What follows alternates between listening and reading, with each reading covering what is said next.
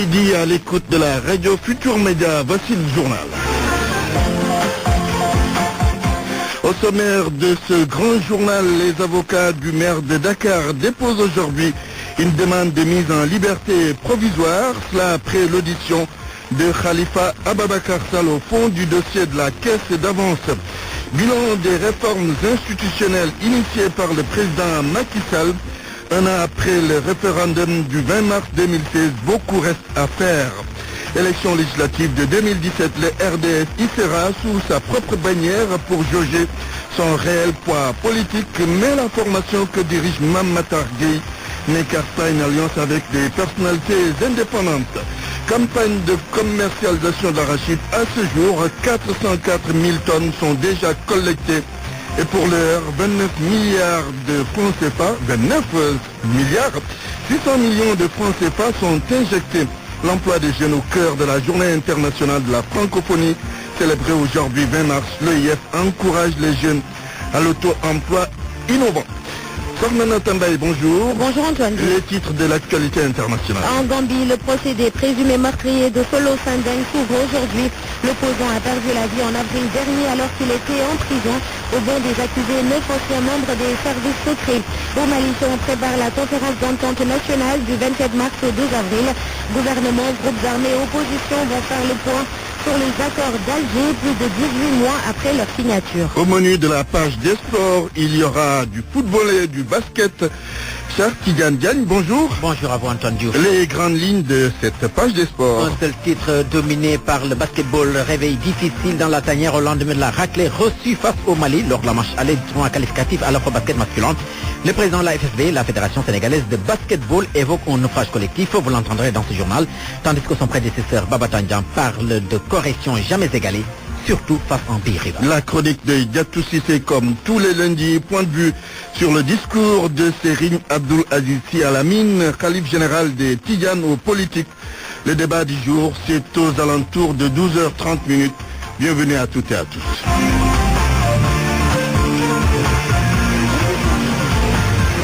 Antoine Diouf. Mesdames et messieurs, bonjour. Incendie cette nuit à la gare routière de Nioro. Les dégâts seraient estimés à 3 millions de francs CFA.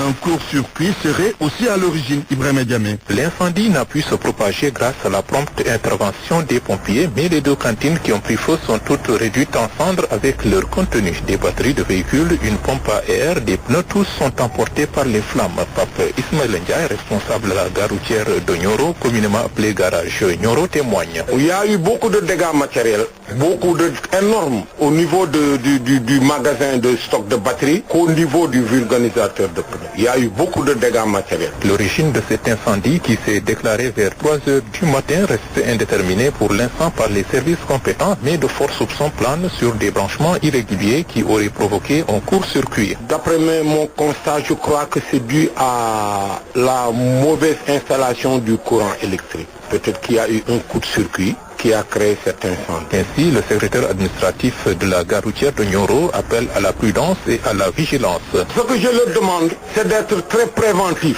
Parce que moi, ce que j'ai constaté, d'abord, les fils électriques ne sont pas adéquats à l'installation électrique d'abord. Et puis, il faudrait qu'on arrête de faire des branchements archaïques. Tout ceci est dû à un branchement archaïque. Ça, je peux vous le garantir. Suivant les estimations faites sur place, la valeur de ces dégâts matériels peut être évaluée au montant d'environ 3 millions de francs CFA. Ibrahim Diamé Kaoulak, Radio Futur Média. 12h04, vous nous suivez partout au Sénégal. Sur RFM au moins, on a des informations sûres et utiles. RFM, la radio de toute l'actualité. L'actualité politique. C'est aujourd'hui que les avocats de Khalifa Ababakar Sall déposent une demande de mise en liberté provisoire. Jusqu'au moment où nous vous parlons, ce n'est pas encore fait. Vendredi dernier, le maire de Dakar avait été entendu dans le fond du dossier de la caisse d'avance de la mairie de Dakar. Le référendum constitutionnel, c'était le 20 mars 2016 et aujourd'hui, cela fait un an exactement. Plusieurs réformes avaient été soumises au peuple pour recueillir son avis. 12 mois après ces consultations populaires, beaucoup reste à faire, même si des points essentiels sont mises en œuvre. Georges de Diop. L'année dernière, le même jour, le 20 mars, les Sénégalais validaient les 15 points de la réforme constitutionnelle proposée par le président Macky Sall. Le pays était coupé en deux du fait surtout de la non-réduction du mandat en cours du président de la République. Toujours 7, les 5 ans à partir de 2019. Mais malgré tout cela, le oui triomphe. Triomphe modeste cependant.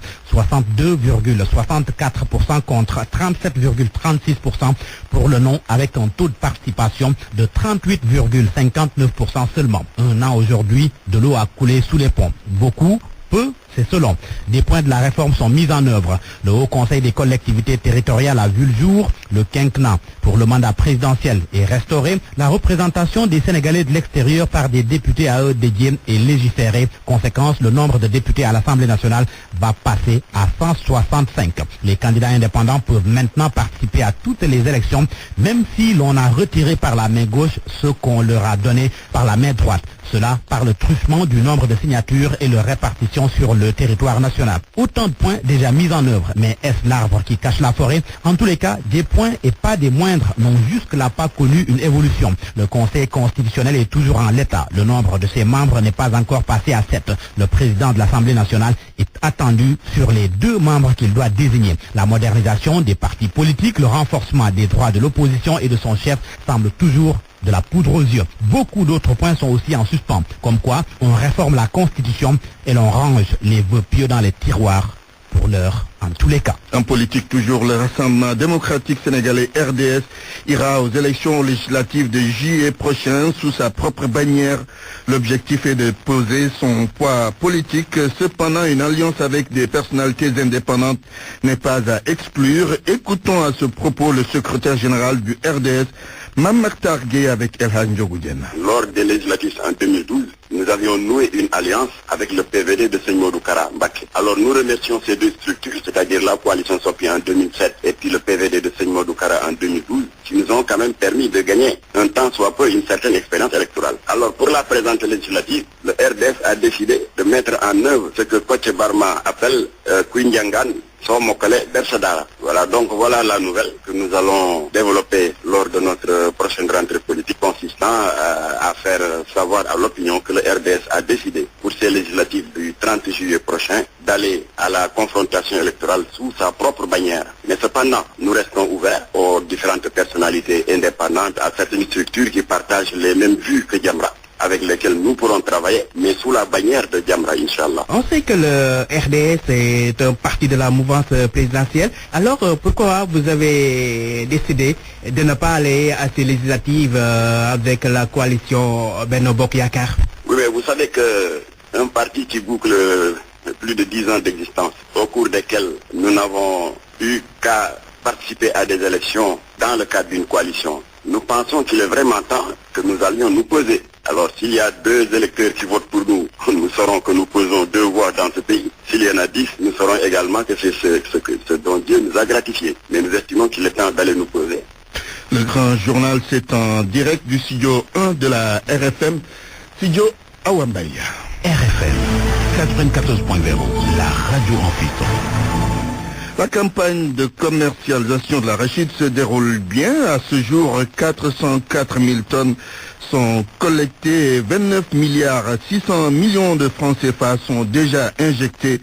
Il ne reste plus que 200 millions de francs CFA à payer aux opérateurs. Bilan à mi-parcours de la campagne avec vous, El Hadj Ndiogou Diène. Après 102 jours de collecte, soit 3 mois et 12 jours, la campagne arachidière de cette année a dépassé celle de l'année dernière en termes de chiffres. Le président du comité de suivi de cette campagne, Aliou Dia, explique. Nous avons vu que 404 000 tonnes ont été collectées. Comparé à l'année dernière, on était à 301 000 tonnes. Ce qui veut dire que donc, la campagne cette année se comporte mieux que celle de l'année dernière. Sur les 404 000 tonnes collectées, les huiliers ont collecté 125 000. Il s'agit de Copéol qui a collecté 41 000 tonnes, la Sonacos 73 000 tonnes, Waou a fait 10 000 tonnes. Donc sur les 404 000 tonnes, les exportateurs ont collecté 178 000 tonnes.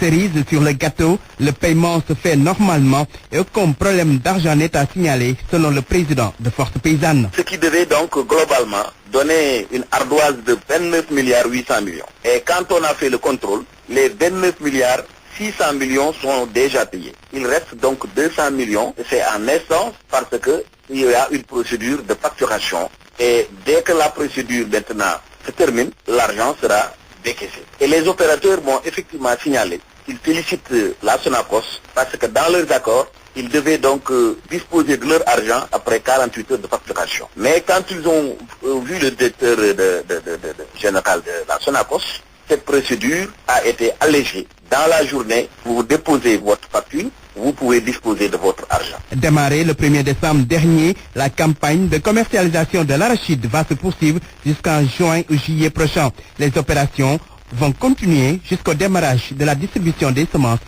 aux producteurs. Tout autre chose, un problème de santé sur la VDN des riverains tire la sonnette d'alarme. C'est parce qu'une entreprise de BTP pollue l'environnement mélangeant du sable avec du ciment à l'échelle industrielle sur les lieux. Reportage sur place, Mohamed Ali Mouba. Quelque part sur la VDN, un terrain vague. Une usine de béton s'apprête à faire le mélange. De gros camions stationnent sur place, attendant des chargés. À perte de vue de la poussière, le vent souffle sur les têtes, entraînant avec lui les résidus du mélange. Madame Diop travaille tout à côté dans une banque de la place. Elle n'en peut plus d'être polluée. Il y a des gros camions citernes qui sont stationnés ici et qui mélangent le ciment avec le sable de manière industrielle. Donc de ce fait, il y a une pollution monstre dans cette zone-là. Pourtant, Madame Diop peut s'estimer heureuse d'être dans un local fermé. Les petits revendeurs du coin, eux, sont directement exposés. Gibril vend du sandwich aux passants. Nous débrouillons par rapport à la poussière. Si ça commence à passer, nous qui, comment dire, éponge, nous pomper à ferry. Client de ces gargotes à ses heures de pause, ce professeur de français a fini de s'habituer à ces pollutions. Si quand même la voiture prend du sable pour l'amener, avec le vent qui souffle, donc finalement on est envahi par la poussière. Tu n'arrives même pas à respirer. Les aliments que l'on vend ici, tout est couvert de poussière, vous avez même vu. Sur le site, le chef de chantier vient à nous. Il n'est pas outre mesure. On est désolé vraiment, mais c'est pas la machine ou bien le ciment qui fait les tapages, quelque chose comme ça, comme les gens disent. De manière générale, c'est le sable de cette quartier qui est comme ça. Mais quand même, il y a une grosse machine qui mélange. Mais la machine, il mélange le béton au ciment, ça n'est rien. Ces riverains assure avoir saisi le sous-préfet et la mairie de Mermoz-Sacré-Cœur. Pour l'heure, rien qu'un coup de fil, qui ne rassure apparemment guère. La journée mondiale de la santé bucco-dentaire, c'est aujourd'hui prétexte pour parler des maux de dents dont souffrent les populations. Dans la plupart des cas, l'on ne fait pas recours à la médecine moderne, mais plutôt traditionnelle. Un peu de négligence à ce sujet. Reportage à Rufisque, Isidore Alexandre Sem. Nous sommes dans un cabinet dentaire au boulevard Maurice Gueye. Les lieux sont presque bondés de patients, mais pas question de leur soutirer un mot. Cette cliente qui se tord de douleur prête à nos questions par des gestes.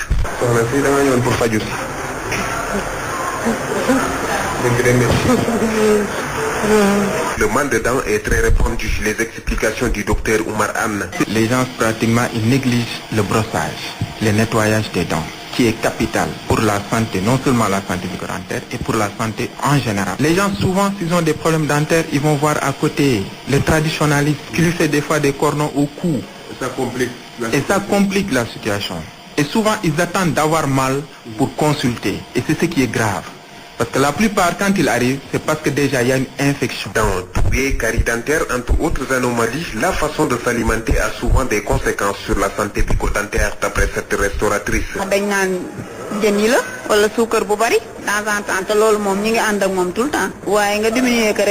Comment gérer sa santé bucco-dentaire, les conseils du docteur Anne? Normalement, le patient, qui que ce soit, il doit consulter son dentiste au moins une fois par an. C'est recommandé pour quelqu'un qui n'a rien, qui n'a pas de problème dentaire, de consulter son dentiste tous les 6 mois. Là, pratiquement, le dentiste va faire un check global, voir les dents. La consultation doit être stricte, une habitude. Isidore Alexandre Rufisque. RFM. Le président de l'ONG islamique Jamra s'explique sur les blocages dans le projet de construction d'une université à Guédiawaye. Imam Massamba Diop accuse implicitement la mairie de Guédiawaye. Il interpelle le maire Aliou Sall à ce propos. Selon lui, le Sénégal pourrait perdre ce projet au profit de la Côte d'Ivoire. Imam Massamba Diop était l'invité d'RFM Matin. Il est interrogé par El Hadj Ndiogou Diène et Babacar Fall. Indépendance bataille 60 bataille banlieue amul université. Depuis les indépendances en 1960, la banlieue n'a pas d'université. Les étudiants sont confrontés à des problèmes de transport. C'est pourquoi nous avons pensé en implanter une dans la banlieue. Je remercie le chef de l'État qui nous a appuyés, nous a même octroyé un terrain de 6 hectares. Nous avions même commencé les travaux, couper les fils à eau qui se trouvent tout autour. Mais curieusement, on nous a demandé de tout arrêter. Aujourd'hui, les travaux sont à l'arrêt et si cette situation perdure, cela risque de profiter à un pays voisin, la Côte d'Ivoire. Car le président Alassane Ouattara a manifesté son désir d'avoir cette université.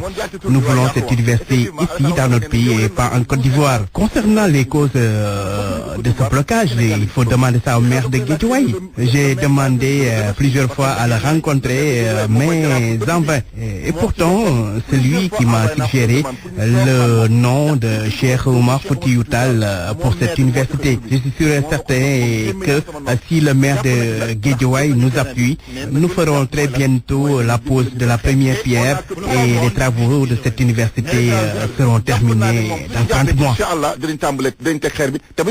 30 mois.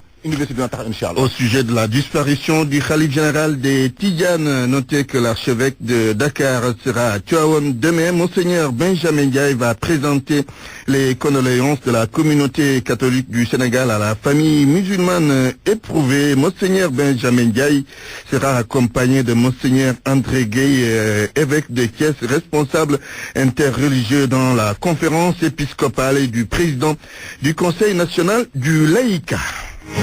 RFM, l'info, c'est ici. L'info, c'est ici. Les organes de presse appelés à créer des protocoles de sécurité, cela pour mettre les reporters dans de meilleures conditions de sécurité dans l'exercice de leurs fonctions en zone de tension. Avec les défenseurs des droits humains, les journalistes sont plus exposés et très souvent en danger. La formation des forces de sécurité vise à faciliter le dialogue et la coopération entre ces différents acteurs. Une formation sur la liberté d'expression, sécurité des journalistes et défenseurs des droits humains se déroule en ce moment. Abdou Diouf Junior. Journalistes et défenseurs des droits humains en danger. Ils sont les plus exposés dans les foyers de tension. Les forces de sécurité sont là aussi pour protéger la sécurité des gens, des biens. Comment créer ce cadre pour que le journaliste puisse aller faire son travail et ne pas être violenté, mais aussi comment respecter les impératifs de sécurité et ne pas prendre des risques inutiles qui vont exposer le journaliste. Dans certains cas aussi, les défenseurs sont souvent attaqués. Ils travaillent sur des sujets difficiles qui peuvent avoir des liens avec la sécurité. Donc voilà en quelque sorte cet équilibre difficile. L'idée, c'est de permettre à ces différents acteurs de trouver le juste milieu. Que chacun fasse son travail dans des conditions adéquates sans mettre sa vie en péril. Fatou Diagne Senghor, article 19, Afrique de l'Ouest. Le plan d'action essaye d'établir pour permettre à chacun de connaître son rôle, mais aussi de connaître les règles importantes à connaître. Il y a des mesures supplémentaires à prendre et ça aussi les organes de presse doivent le savoir. Les organes de presse sont appelés à mettre en place des protocoles internes de sécurité. Surtout quand c'est sur les terrains de conflit, quand c'est sur des manifestations, c'est important que la femme soit beaucoup plus outillée, ne serait-ce que sa façon même de s'habiller, des choses. D'où l'importance aussi dans les organes de presse de créer des protocoles de sécurité que tout le monde doit connaître avant d'aller sur le terrain là où on a des chances de rencontrer des forces de sécurité et de défense. Les forces de sécurité subissent à Dakar une formation sur la liberté d'expression, la sécurité des journalistes et des défenseurs des droits humains. Cette session vise à faciliter le dialogue et la coopération entre ces différents acteurs. Abdou Diouf Junior, la journée internationale de la francophonie est célébrée aujourd'hui 20 mars. C'est l'occasion l'on insiste sur l'emploi des jeunes. À ce propos d'ailleurs, l'OIF encourage les jeunes à l'auto-emploi innovant. L'État du Sénégal de son côté mise sur le génie de sa jeunesse pour relever le défi de l'entrepreneuriat. La cérémonie officielle du lancement de la quinzaine de la francophonie s'est tenue ce matin à La Rocha compte rendu. L'emploi des jeunes est aujourd'hui plus que jamais une préoccupation majeure dans plusieurs États, notamment francophones. Il ne faut pas compter uniquement sur les autorités publiques et les entreprises privées pour combler le gap. Raison pour laquelle l'Organisation internationale de la francophonie encourage les jeunes à l'entrepreneuriat et à l'innovation. Le secrétaire général du ministère de la Culture compte, lui, sur le génie sénégalais. Biragnan. Je pense que de tout le temps et en tout lieu, les Sénégalais se sont distingués dans tous les domaines. Et aujourd'hui, je crois que, comme tous les jeunes du monde, si les Sénégalais sont à même de créer des entreprises et de réussir dans des domaines différents, je pense que cela est tout à fait conforme au génie du Sénégalais. Mais que peut-on attendre de la francophonie pour réduire le chômage chez les jeunes d'Afrique, un continent d'où proviennent 50% des membres de cette organisation? Les explications de Rita Prera, chargée de mission à la présidence du Sénégal. C'est l'un des programmes les plus importants en ce moment pour aider vraiment les jeunes à se prendre en charge professionnellement. Les jeunes qui ont des projets peuvent s'adresser à la francophonie pour demander une aide pécuniaire ou bien des conseils. Venue au nom de la représentante spéciale du chef de l'État sénégalais auprès de l'OIF, Rita Prera, ex-employée de l'organisation, a tout de même quelques regrets. Ce que je voudrais, c'est qu'on puisse faire la jonction des deux. La francophonie politique, la francophonie de partage. Mais cela ne veut pas dire que je n'aime pas la francophonie actuelle. La quinzaine de la francophonie a été officiellement lancée avec un forum dédié à de jeunes entrepreneurs sénégalais. Les activités vont se prolonger jusqu'au 21 avril. Et l'hommage de la Roumanie au président Léopold Sédar Senghor. L'inauguration de la place qui doit accueillir le buste du défunt président sénégalais, une œuvre d'art offerte par le Sénégal l'année dernière. C'est le ministre de la Culture Mbagnick Ndiaye qui représente le Sénégal à cette cérémonie qui se tient à Bucarest. RFM. L'actualité internationale. Sokhna Nathan Baye, bienvenue. Merci Antoine. La Gambie, ouverture ce lundi du procès des présumés responsables de la mort de Solo Sendeng. C'est cet opposant décédé en avril dernier alors qu'il était en prison. Les 9 suspects sont tous d'anciens membres des services secrets et les proches de Solo Sendeng pensent qu'il a été torturé à mort. Alassane Sambadio. Yankouba Badji et 8 autres personnes à la barre. Yankouba Badji est l'ex-chef de la National Intelligence Agence, la fameuse NIA en Gambie. Ils sont poursuivis pour le meurtre de Salo Sendeng, un opposant politique mort en détention en avril dernier. Selon RFI, l'ancien responsable de l'UDP, le Parti démocratique unifié, principal parti d'opposition en Gambie, il avait été arrêté lors d'une manifestation. Il réclamait des réformes politiques. Son corps a été exhumé en début de mois dernier. Pour sa fille Fatima, interrogée par nos confrères de RFI, son père est mort après avoir été torturé. Le procès va être suivi par tous les Gambiens et au-delà. Cela après 22 ans de terreur instaurée par Yahya Jammeh avec sa fameuse NIA. En Mauritanie, le Sénat rejette le projet de réforme constitutionnelle. Et c'est un revers pour le président malgré toutes les manœuvres entreprises. 33 des 56 sénateurs ont dit non. Pour l'ancien Premier ministre Yahya Ould Ahmed El Waqf, c'est une surprise pour le peuple qui n'est pas habitué à un tel revirement de situation. C'est donc le front de l'opposition qui a gagné la bataille de l'opinion. La coalition avait appelé les sénateurs à ne pas signer leur arrêt de mort. Une semaine avant, le texte avait été validé par l'Assemblée nationale. Maintenant, la voie référendaire est la seule option qui s'offre au président Abdelaziz s'il veut voir son projet aboutir. Direction le Mali où la conférence d'entente nationale aura lieu dans une semaine. On attendait de connaître la date et maintenant c'est fait. Cette grande réunion qui doit réunir toutes les composantes de la nation aura lieu du 27 mars au 2 avril. Il s'agit de faire le point plus de 18 mois après la signature des accords de paix d'Alger. Les participants devront axer leurs échanges sur la paix, l'unité et la réconciliation. Toutefois, la date a surpris tout le monde, surtout l'opposition malienne. Celle-ci avait, il y a 10 jours, envoyé une lettre à la présidence malienne en soulevant plusieurs points et en proposant des améliorations.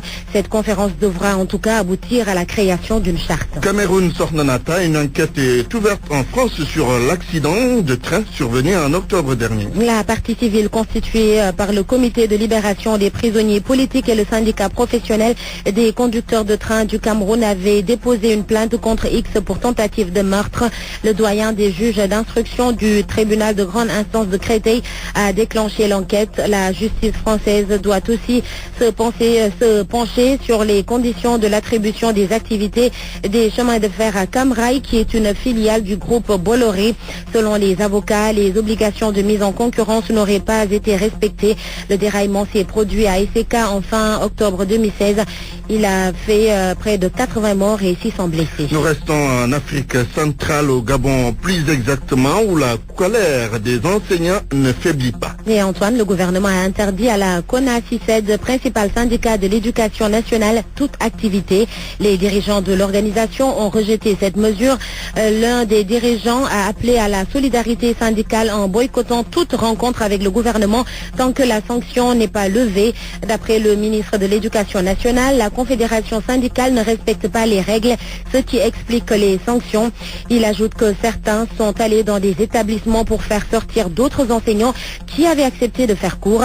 La crise dans le secteur de l'enseignement dure depuis 5 mois au Gabon. C'était l'actualité internationale. Merci Sornana Tambaye. Parole aux auditeurs. L'actualité, qu'en pensez-vous? Moi, je pense que vous devez. Réagissez dans nos éditions d'information sur l'actualité. Bonjour. Oui, bienvenue sur cette antenne d'RFM. Du lundi au vendredi, vous avez la parole sur RFM. Point de vue, on reparlera du discours de Serine Abdoul Aziz Sy à l'Amine, Khalif général des Tidjanes aux politiques. Ce sera dans quelques minutes.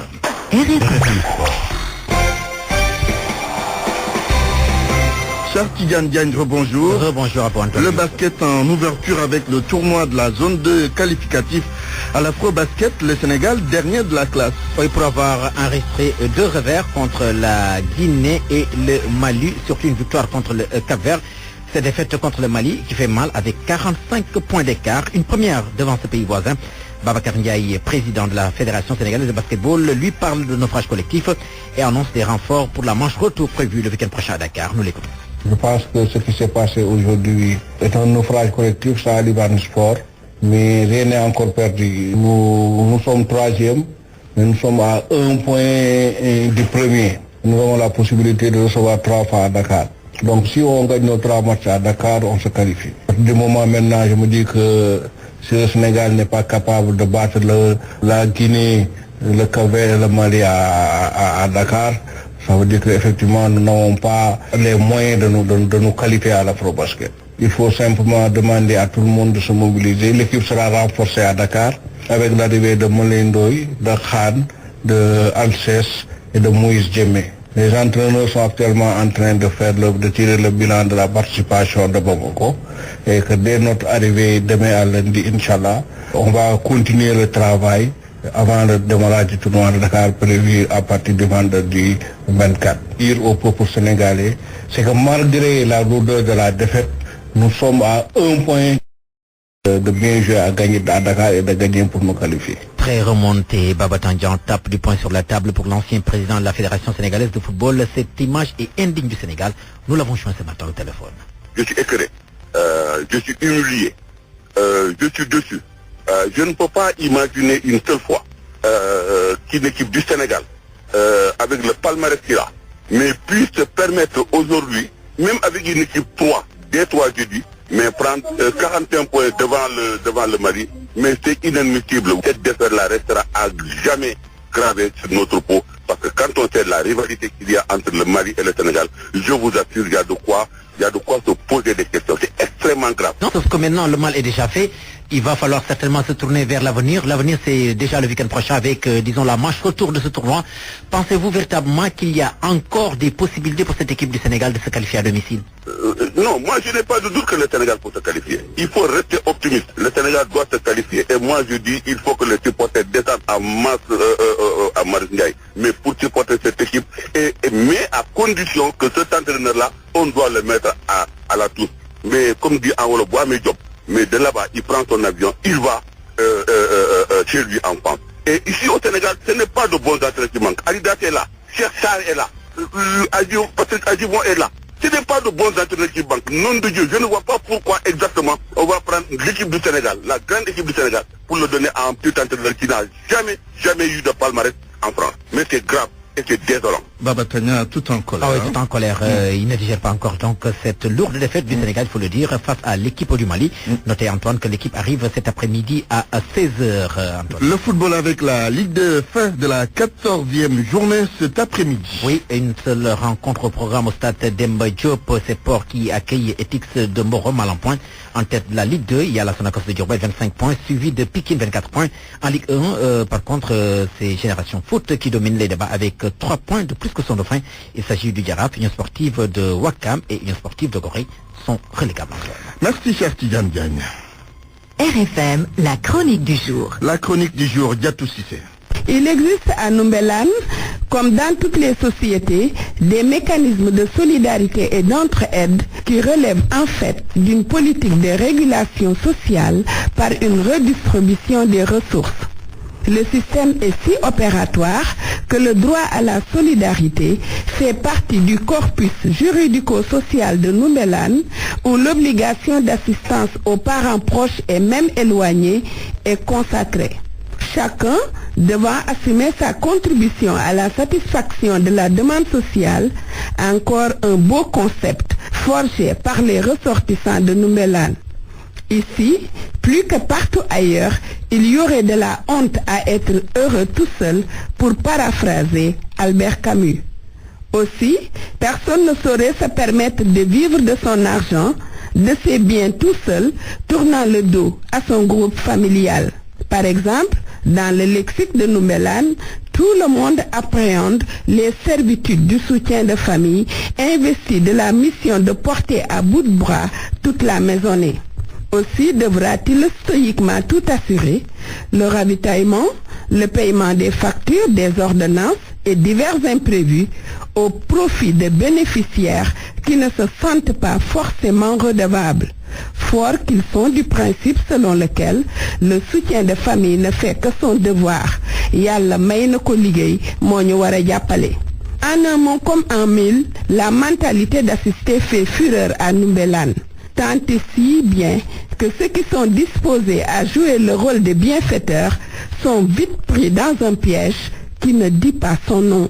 Ainsi, dès que vous vous engagez dans une action de solidarité ponctuelle, on en fait un ordre d'engagement sur le long terme.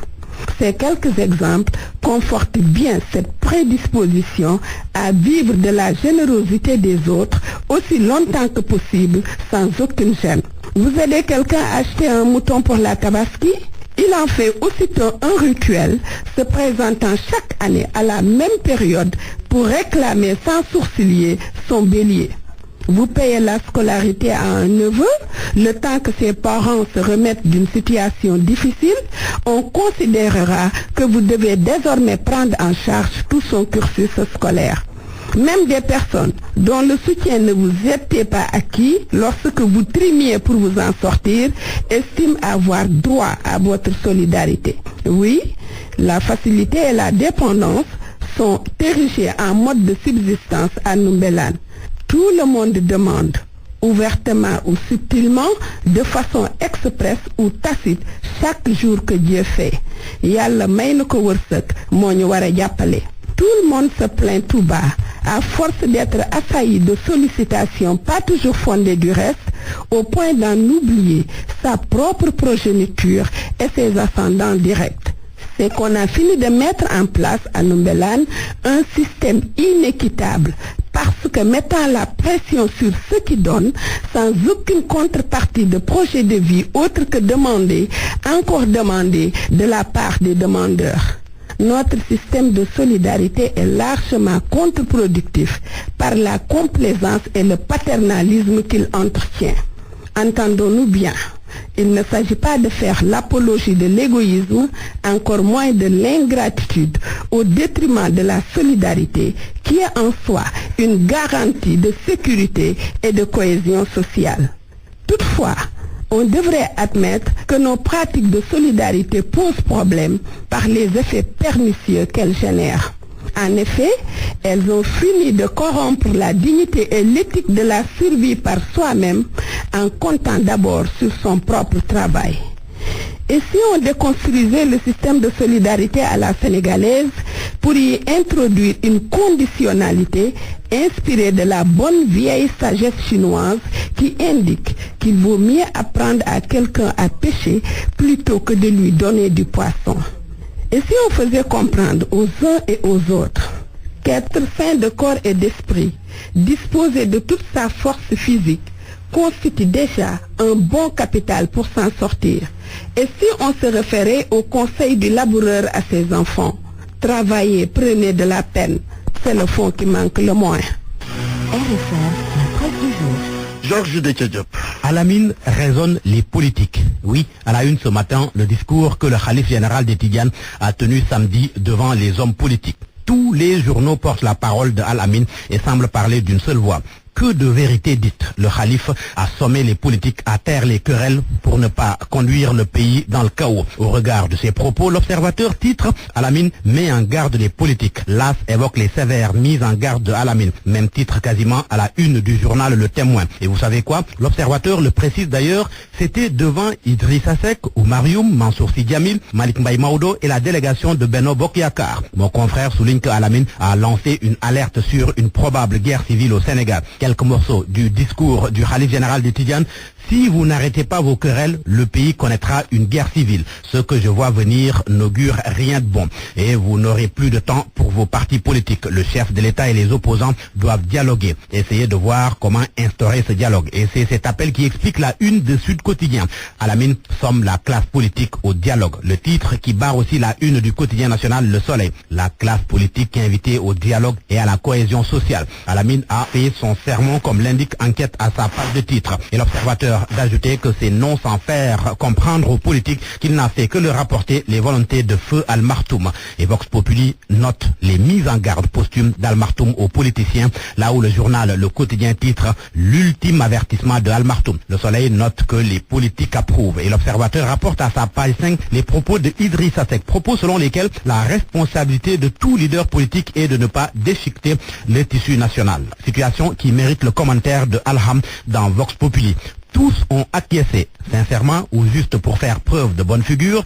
Al-Ham se pose la question et note qu'il suffit juste de patienter quelques jours pour en avoir le cœur net. Parce qu'une fois l'émotion passée, les politiciens vont se réajuster selon leur inclinaison naturelle. Parce que c'est Al-Ham qui le dit, chez des hommes politiques où l'idéologie et l'intérêt national ont laissé la place à des égos surdimensionnés et des rancœurs personnelles, ce n'est pas demain la veille que l'entente nationale sera admise. Attendons de voir en tous les cas. L'autre actualité, l'affaire Khalifa Sall, elle fait la une des Libérations. Ce lundi, les avocats du maire de Dakar vont introduire une demande de mise en liberté provisoire. Vendredi, Khalifa Sall a été entendu sur le fond du dossier. Mbaye Touré aussi. Le journal Libération renseigne que dans le bureau du doyen des juges, le DAF de la mairie de Dakar a avoué l'usage de faux. Il a parlé et fait des précisions sur les fausses factures, les fausses commandes de riz, les faux PV de réception, la remise de fonds entre autres. Libération qui rapporte aussi à sa page 5 ce que les autres inculpés ont dit face aux magistrats instructeurs. Sport pour terminer, basket, tournoi de la zone 2 qualificatif à l'Afro-Basket 2017. Hier à Bamako, les Lions étaient totalement absents au rebond, offensif comme défensif. Vox Sport s'en désole et titre le basket sénégalais humilié à Bamako. Et pour cause, les Lions ont été écrasés par le Mali hier, 82-37, battus aussi par la Guinée pour la première fois samedi dernier. Football, Joseph Antoine Bell met les pieds dans le plat. Dans une interview accordée au quotidien Stade, il parle de beaucoup de sujets. La CAF, Ayatou, Aliou Cissé et son équipe, son avis sur le football sénégalais plombé selon lui par le maraboutage. À vos kiosques et bonne lecture. Point de vue. Regard croisé sur l'actualité du jour. Point de vue sur le discours de Serine Abdoulaziz Sy Al-Amin, khalife général des Tidjanes. Discours à l'endroit des politiques. Et vous avez la parole. Deux intervenants sont déjà en ligne. L'actualité, qu'en pensez-vous? Nous avons en ligne Kalignan, sociologue. Bonjour Kali. Bonjour Antoine. Abdoulaye Ndiaye, bonjour. Bonjour Antoine. Vous êtes journaliste chroniqueur à RFM. Kalignan d'abord, quel décryptage faudrait-il faire du discours de Serine Abdou? Comprendre le discours du khalife général Al-Amin. Il est important de prendre en compte, de mon point de vue, trois dimensions essentielles. Lesquelles? D'abord le contexte politique, économique, mais aussi le contexte social du moment. Politiquement, notre classe politique est divisée et ne parvient plus à parler le même langage. Et l'antagonisme est tel qu'il est quasi impossible, en tout cas de mon point de vue, pour cette classe politique de trouver des compromis dynamiques autour des projets de développement, pour ne pas dire autour de l'essentiel. Alors, cette classe politique est également minée par un vil conflit de logique. D'une part, vous avez le pouvoir qui obéit à une logique de conservation, quels que soient les moyens économiques et les conséquences sociales. D'autre part, vous avez l'opposition qui s'organise en vue d'obéir à une logique de conquête rapide du pouvoir, quelles que soient les conditions et les conséquences sociales. Alors, ces positions politiques extrémistes des deux camps peuvent, de mon point de vue, favoriser l'exacerbation des passions politiques et tracer les sillons du chaos. S'agissant du contexte économique maintenant, nous savons tous que les difficultés économiques sont récurrentes, malgré la vision éclairée et révolutionnaire du chef de l'État dans la prise en charge de la demande sociale. Le chômage des jeunes persiste, les difficultés s'amoncellent en zone rurale, l'éducation et la santé vont caïn-cara. Économiquement donc, Antoine, on peut dire que les fruits tardent à répondre à la promesse des fleurs. Cette situation est encore une fois un facteur favorisant de l'effervescence sociale tant redoutée par Alamine, khalife général des Tidjane. Et le troisième point. Enfin, parlant d'effervescence sociale, c'est le troisième point, on n'ira pas jusqu'à la guerre civile, vu la configuration sociologique en tout cas du pays, mais la tension et la violence peuvent être en situation de latence. Autrement dit, les crises et les convulsions politiques et morales pourront générer, en tout cas, une forte violence, en tout cas. Effectivement, une troisième crise, c'est-à-dire la crise sociale. Alors, si la classe politique ne trouve pas de compromis, il serait possible qu'on en arrive à un point de non-retour dommageable à la stabilité du pays. Très bien. En somme, Antoine, et je termine par là, tous ces facteurs donc combinés traduisent le cri de cœur d'Alamine, mais aussi cette invite du calife à plus d'unité et de cohésion en s'inspirant, comme il l'a si bien dit dans son argumentaire, du noble héritage légué par nos anciens hommes politiques tels que Blaise Diagne, Galandou, Lamine Gueye, etc., qui ont toujours privilégié le dialogue et la concertation. Très bien, vous gardez la ligne, docteur Kaligna, on revient à vous. Alors, Abdoulaye Ndiaye, un discours fort, on peut l'appeler ainsi, qui s'inscrit dans le contexte actuel, marqué par une certaine tension politique d'avant législative. Vous direz que c'est véritablement le lieu de tenir un tel discours? Oui, je pense que l'idée essentielle, c'est surtout de reconnaître que avec ces propos qui sont des propos rapportés, le khalife général des Tidjanes confirme son rôle et sa fonction d'éminent régulateur social. Et je dirais même qu'il a quand même quelque peu rappelé les principes qui fondent une vie démocratique. Car sachez quand même, Antoine, qu'une rencontre devient plus nécessaire entre l'opposition et le pouvoir. Parce que cela permet d'amoindrir les contradictions et de travailler au respect des uns et des autres. Et je dirais même que dans notre vie politique, certaines séquences historiques ont souvent prouvé que les trop fortes convulsions entre pouvoir et opposition ont souvent précipité certains drames. Et le khalife général des Tidjanes l'a si bien expliqué, elle a bien confirmé, et qu'à la limite, il pousse nos politiques à savoir qu'ils n'ont pas le droit d'être amnésiques au point de ne pas se rappeler les moments dramatiques que nous avons connus et qui ont souvent précipité des situations de vive tension. Alors je pense qu'il y a nécessité effectivement pour cette classe politique de desserrer un peu l'étau et d'arrêter de faire un semblant ou d'arrêter de montrer que le peuple est pris en otage par cette même classe politique. Alors à cet effet, je pense que les propos du calife doivent pousser aux ruptures nécessaires dans la façon de faire de la politique chez ces gens-là. Je crois que c'est ça l'idée essentielle. Et là, il est dans son rôle et il confirme que nous sommes en droit d'attendre d'un grand guide religieux pour rappeler aux devoirs des uns et des autres vont plus que tout peuple et que nous devons engendrer leur ambition personnelle et nous c'est essentiel et qui peut nous réunir. Abdoulaye, le temps de vous retrouver pour boucler avec vous, si vous pouvez vous déplacer un peu pour une meilleure qualité sonore, puisque vous êtes en train de perdre le réseau. On termine avec docteur Kaligna. Alors, docteur, tous ont acquiescé, je veux parler des politiques. Mais après, que feront-ils vu leurs ambitions? Vous vous posez cette question, certainement. Ben absolument.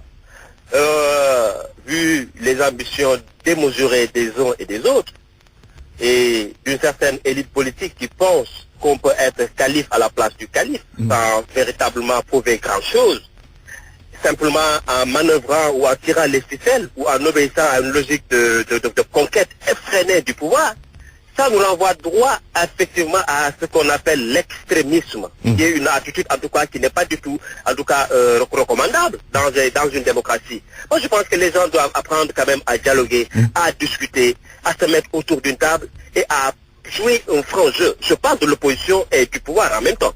Donc c'est vrai, l'opposition, on me dira que cette opposition est dans son rôle, c'est la logique de conquête, mais ceux qui sont dans une logique de conservation aussi doivent savoir que pour le meilleur, en tout cas, moyen de conserver un pouvoir, c'est de bien travailler, mais c'est pas dans les alchimies ou dans des querelles ou des calculs politiciens ou dans l'intimidation, encore une fois. C'est là où j'ai un peu peur.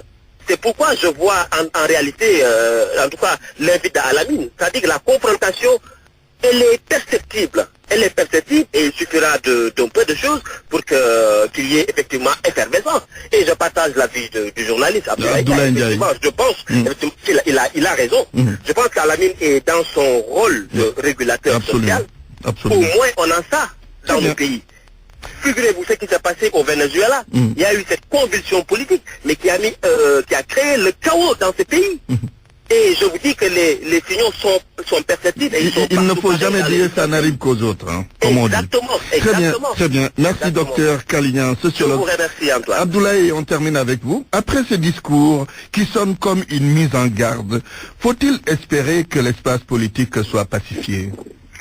On le souhaite vivement et je crois que c'est dans cette idée d'ailleurs que le calife a quand même rappelé ces grands principes. Maintenant, nous sommes dans une société où quand même un certain nombre de déterminismes doivent être pris en compte. Le point de vue, les propos d'un calife, c'est surtout un appel à devoir avoir un comportement qui soit un comportement digne par rapport à l'attente des populations. Il ne sert à rien de vouloir les uns les autres créer une sorte de guerre civile dans des propos excessifs, dans des comportements qui relèvent à la limite d'une sorte d'infantilisme en politique. Je pense que nous devons dépasser ça. Et les références ont été faites sur certains grands politiques qui ont traversé notre histoire et qui nous ont laissé des marques et des traces qui font qu'aujourd'hui la référence se situe à ce niveau. Et être politique, c'est surtout avoir envie en soi de vouloir apporter quelque chose à ses concitoyens, à son peuple. J'ai beaucoup de respect pour cette classe qui travaille à vouloir, chacun en ce qui le concerne, apporter le meilleur aux populations, mais il faudrait également que cela se fasse dans le cadre de respect et dans le cadre surtout de rapports qui sont des rapports assez civilisés et que l'esprit de confrontation permanente, cette forme de guerre civile, à mon avis, ne peut pas être la bonne solution. Et je crois que ce que le calife nous a rappelé devrait être une sorte de bréviaire que les uns et les autres devront avoir en eux, surtout que nous allons vers des échéances qui vont être des échéances où on a tendance surtout à délivrer la passion, à permettre à la parole publique d'être une parole qui n'est pas souvent bien enrobée et où on peut se permettre tout. Et là, je crois qu'il y a quand même des limites à tout et il nous faut travailler à maintenir l'équilibre nécessaire dans une société comme la nôtre. En tout cas, merci Abdoulaye Ndiaye. Je rappelle que vous êtes journaliste chroniqueur à RFM. C'est fini pour un point de vue aujourd'hui. La météo avant de vous quitter, le ciel sera passagèrement nuageux au nord-ouest et au sud-est du pays. Ailleurs, une prédominance d'un temps ensoleillé sera notée. La chaleur se maintiendra sur les régions centre et est du pays où les températures maximales vont varier entre 37 et 40 degrés. Cette situation va contraster avec celle des zones proches du littoral où la sensation de chaleur sera moins ressentie, notamment à Dakar et au Cap Skiring. La fraîcheur nocturne et matinale persistera sur l'axe Dakar-Saint-Louis où les températures minimales seront comprises entre 17 et 20 degrés. C'est la fin de cette édition, je vous rappelle les titres. Les avocats du maire de Dakar déposent aujourd'hui une demande de mise en liberté provisoire, cela après l'audition de Khalifa Sall au fond du dossier de la caisse d'avance. Bilan des réformes institutionnelles initiées par le président Macky Sall un an après le référendum du 20 mars 2016, beaucoup reste à faire. Et puis, campagne de commercialisation d'arachide. À ce jour, 404 000 tonnes sont déjà collectées et pour l'heure, 29 milliards à 601 millions de francs CFA sont injectés. Journal présenté par Antoine Dufala, technique Abdoulaye Didijab, réalisation Babacar Fall. À la régie, il y avait Pape Oumar Diaw, à 13h, El Hadj Hassan Gueye pour la grande édition à Wolof. Tout de suite, c'est Dialgatou Fibar. Excellent après-midi à toutes et à tous.